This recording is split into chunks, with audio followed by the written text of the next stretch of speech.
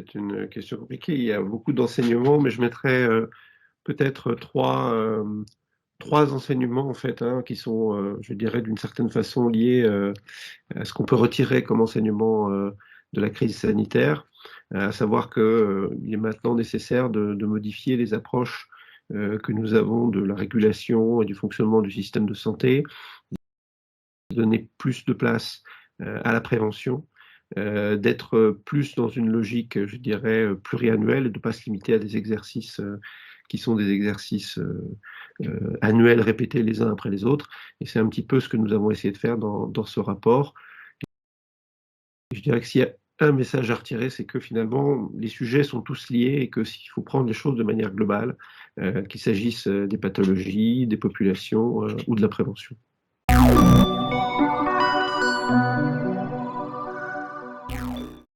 Alors c'est un sujet important puisque ça fait partie,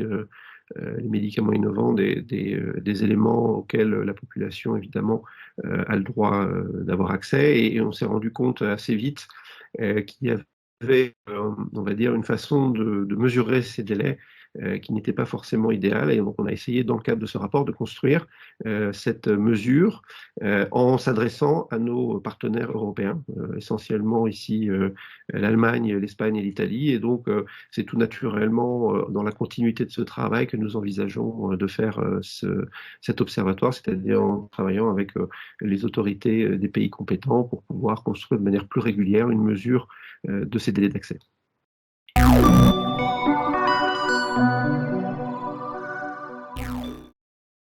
Alors, si vous faites référence aux innovations de rupture dans le domaine notamment du numérique, hein, en fait, l'idée, c'est vraiment d'avoir une intervention de l'assurance maladie en complémentarité d'un écosystème dans lequel il y a déjà un certain nombre d'acteurs qui interviennent. Et donc, l'idée, ce serait vraiment d'apporter une contribution spécifique de l'assurance maladie de manière à pouvoir identifier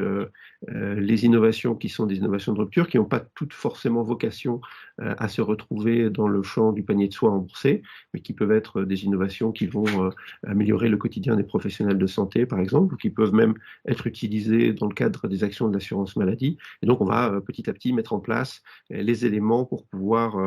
faire en sorte que ces innovations puissent être mieux repérées et surtout accompagnées, et notamment en aidant celles des innovations qui ont vocation à, comment dirais-je, trouver une place dans le panier de soins, mais aussi en les aidant à mettre en place, notamment ce qui est compliqué pour ce type d'innovation, leur modèle économique et le business model qui est souvent quelque chose sur lequel ils ont du mal à trouver une certaine forme de viabilité.